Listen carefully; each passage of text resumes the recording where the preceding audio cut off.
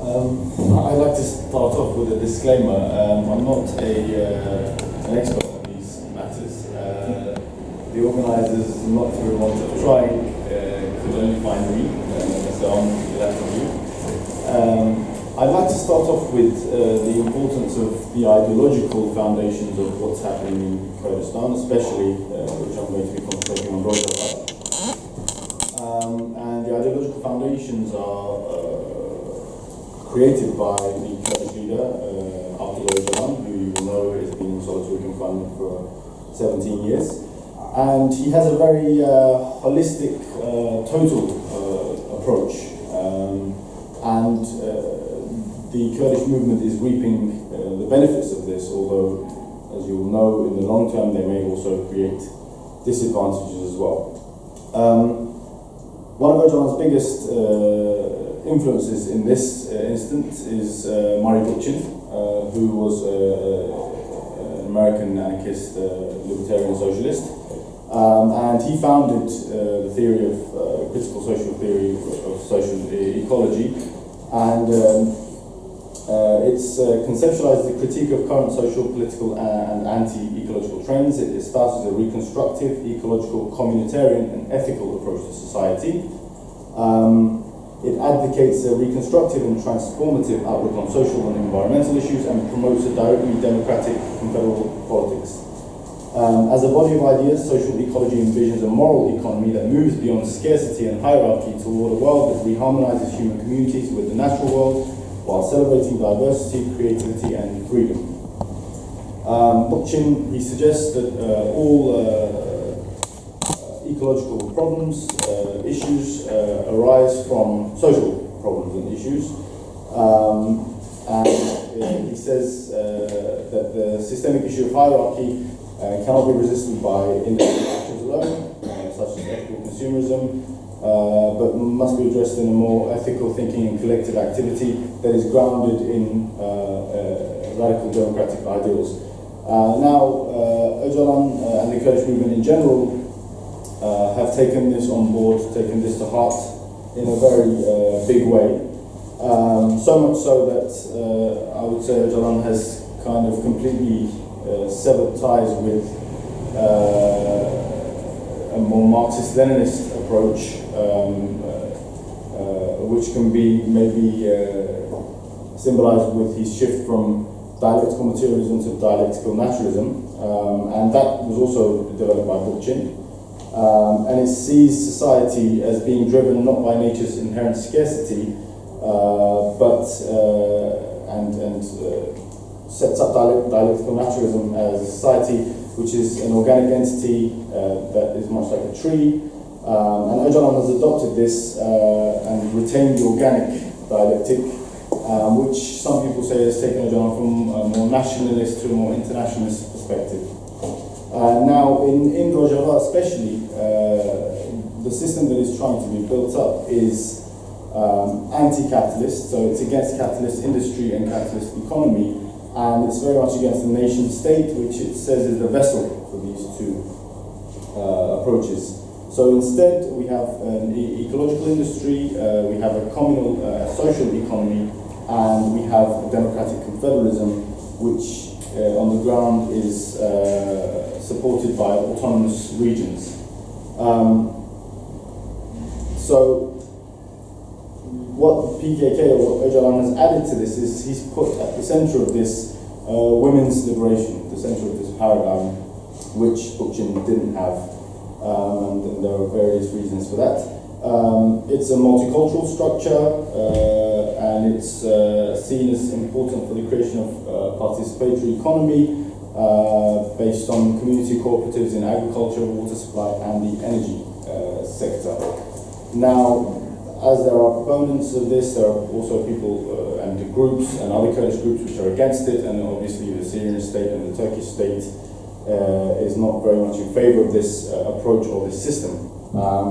There have been previous attempts to practice democratic confederalism in the past few years, especially in North Kurdistan, Turkey, but these have been very difficult because every time a structure is built up, it's always crushed by the Turkish state. There have been thousands of arrests, permanent repression. So the structures that need to be built up haven't really taken off or had any consistency. The situation in Syria, the crisis in Syria and the civil war has created the potential, the opportunity, if you will, the vacuum that was created there, the chaos, has meant that the Kurds and other groups, components of the region have been able to establish communes and cooperatives in the north of Syria, which are trying to form an economy that is independent of both capitalist and feudal relations of exploitation. Now, the state of the economy pre-2011, I'll talk about that a little bit and then tell you about what's changing. Rojava covers an area which is 18,300 kilometers squared amongst 3 cantons. It is growing as jihadist forces are being taken out of the area, and the 3 cantons are hopefully in the near future going to be conjoined. But there are 3 cantons, Jazira, Kobani and Afrin, in the north of Syria. And it's a very rich area in terms of oil, natural gas, the production of grain. It was known as the Syria's breadbasket pre-2011, cotton and olive oil. So there was already a system or a production there before. The GNP ratio in Rojava ranges between 50 and 55% of the gross national product, and the population of Rojava is about 18 to 20% of the total population of Syria, which is about 20 million. The Assad regime deliberately underdeveloped the area, and it was geared towards supplying Syria with raw materials, as I mentioned, wheat, cotton, and petrol. There are several thousand oil wells across the region. There are a few factories and very few refineries and mills, although some have been built up more recently. Most of the capitalists, most of the state officials fled the region after 2011, just before 2011, and this left the area open to the influence of Kurdish forces. The PYD, which is the main political party, the Democratic Union Party, in 2012, they launched what they called the People's Economy Plan. And as I said, these policies are based on the work of Öcalan, and they seek to move beyond capitalism in favor of democratic capitalism. Although private property and entrepreneurship are protected by this plan, it is basically private property should favor and be in the use of the people. That's as far as private property goes. It's not against private property, it should be in the service of all people who live in Rojava. However, the private sector is also comparatively small anyway, and they are expanding social ownership of production and management of resources through communes and collectives. There are several hundred communes and collectives in each canton, each of the 3 cantons. They're made up of between 25 and 30 people, max 200 people, some of these collectives. And a lot of these, they're co-owned by the people who run them, and they're managed by those people as well. Oil and food production exceeds demand, so there is a little bit of export, including oil and agricultural products such as sheep, grain and cotton. Although there has been an embargo by Turkey and the Kurdistan Regional Government of Iraq for a long time, that has been lifted now, but we don't know when it will be closed again, and the embargo will continue depending on the political situation. So there is scarcity in terms of what can be brought into Rojava. So, as I said, the social economy, there is an insistence on developing the social economy to provide the necessities of life. So, for example, bread rations are provided by local administrations, fuel is distributed by local communes. There are a few publicly run mills and dairy processing plants which have been set up recently. And I 4/3 of the land, 3/4 of the land has been put into the use of these cooperatives. So it's been taken from private landowners, many who have fled. So this is the situation in general. I'll talk a little bit about communes and cooperatives. In the system of how people are organized in these autonomous regions, at the local level you have the commune, and it can include a whole village or from 30 to 400 people, or households, sorry, in a region. So that's the local level. We have the commune, and these communes then send elected people, rotating delegates, up to the next level, which is the neighborhood council, and these are formed of coordination boards of 7 to 30 communes at the neighborhood council level. From there, delegates are then sent up to the district people's council. So decisions are made at every level, but the decisions made at the local level are the ones that are taken into consideration and passed. So people actually in these communes they decide on what is to be done in their village, in their town, in their street. There are commissions that deal with issues such as defense, economics and justice, and there is a women's council at every level. All of these are represented in what is called the Movement for a Democratic Society, TEVDEM, which is the kind of the overarching movement which organizes all of the communes and all of the cooperatives. There's also a women's economy unit, which is called the Abori Ajin. Abori meaning economy, Jin meaning women. And they coordinate these cooperatives together with TEVDEM and the communes at the local level.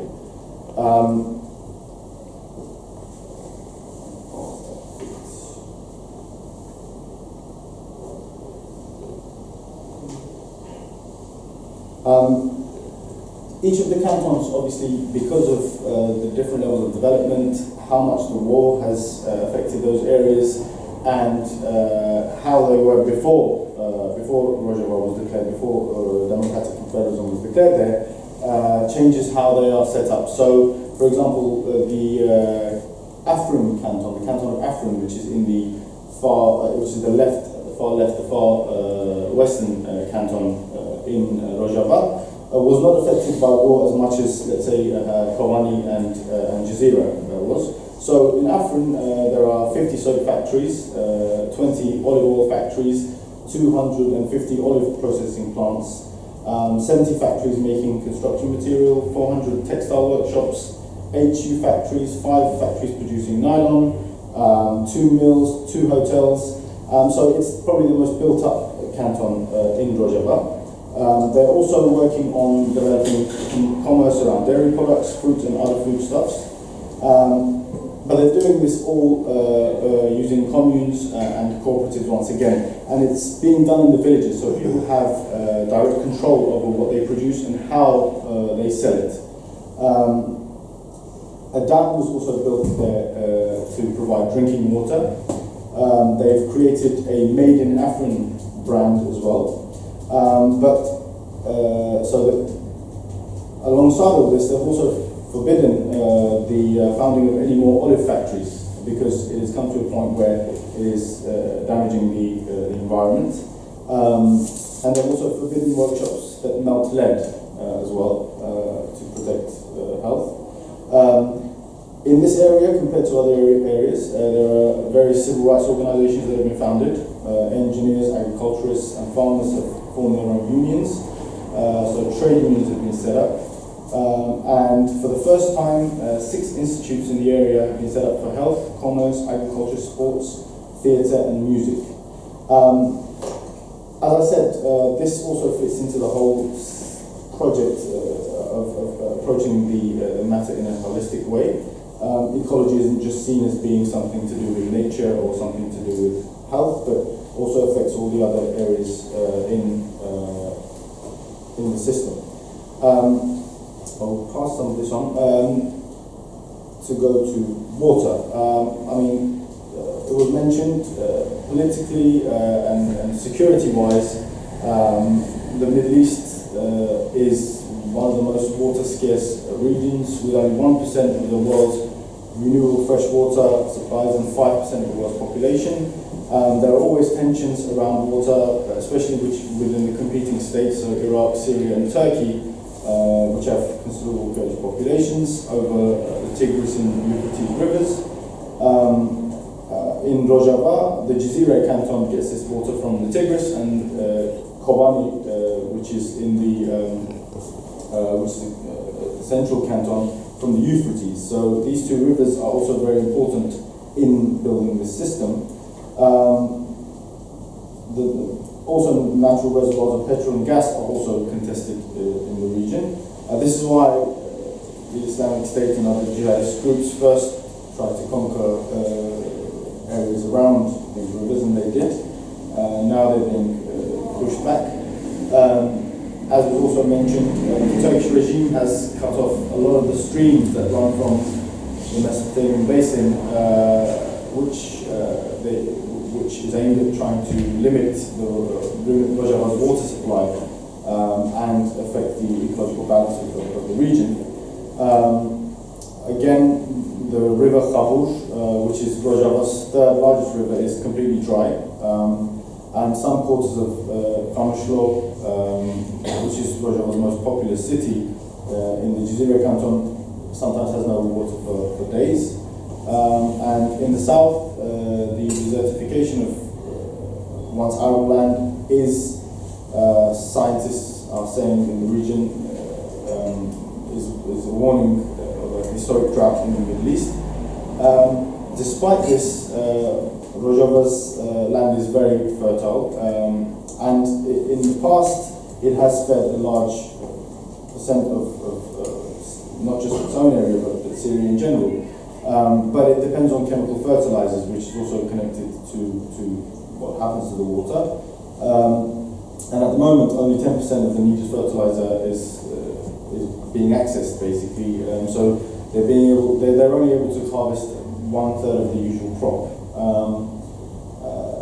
The ecological approach and the approach to water is very, very important for the social economy that they're trying to build in Rojava. So they're also trying to decentralize everything accordingly to develop a kind of a water, energy, and agriculture that is sustainable. Regarding oil, once again, as I said, it's an oil-rich area, and the oil has also been communalized, if you will. Although there are times when there is a shortage of oil, it's kind of shared between the public. I'll just give a few examples of quotes that I found. So there's a civil engineer from the region of Derbesia. It says, on a daily basis we obtain approximately 75,000 litres of diesel fuel from the wells to cover the needs of citizens. A large share of the oil is allocated to reconstruction and public works companies operating within our region. A shortage was registered in the winter, and then they distributed oil to citizens. So let's say, I think over a year, 320 litres for each household. And these cantons also share the oil and the produce as well. So, I mean, a litre of oil is like 15 cents, for example, in the region, so it's very, very cheap. But what was interesting is that after the Rojava project gained pace, oil was taken off the black market, basically. So the people took control of the oil, and there's been a definite kind of stop in corruption and the oil trade in that sense. Just to finish up, thinking about all of this, this is done obviously with the people there, but a lot of support goes there from around the world. You've probably heard of Rojava Plan, which is a very good organization in this kind of work, and they have set up projects in this regard. So one of them is the organic fertilizer production, and they've already raised about 100,000 euros. They were aiming to raise about 180,000 euros, and they are going to start producing fertilizer, locally produced fertilizer. They've got their own Revolution Media, which they're setting up. They're building it there. A new internet and telephone system, which is following the experience of GoofyNet, .net. You might have heard of that. Natural medicines. They're trying to discover pure local medicines. The earth bag construction is a low-cost ecological method of building nice houses with natural temperature regulations, and they're using local materials for this. Kurdish Ubuntu, which is an computer operating system based on free software. Solar panels, plastic greenhouses, and they're developing permaculture and horticulture in all of these regions as well. And this is all going inside from outside, because one of the things that the people they lack most, apart from technology and materials, is expertise. Because, I mean, again, as you can see from my lack of expertise, the Kurdish movement, although for the last 10-15 years has been discussing these ideas, it's never had the opportunity to put them into practice. And when you start putting into practice, you see the problems that you might have, the weaknesses, and you actually start experiencing that on the ground. So that's the situation in Rojava at the moment. Thank you very much.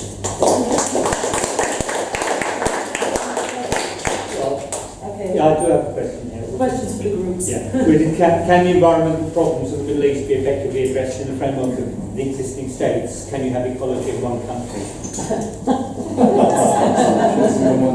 That's a good question. You have a question? I mean, you know, a lot of the stuff we do is based on how can we develop more solidarity and more awareness. So something to do with that. And that's it. I think we can discuss that question for days and days. Yes, that's a very good question. Okay. And solidarity. If people can break up and discuss, can we have ecology in one country, and second, then on how to build solidarity. Okay? So we can break up into different groups.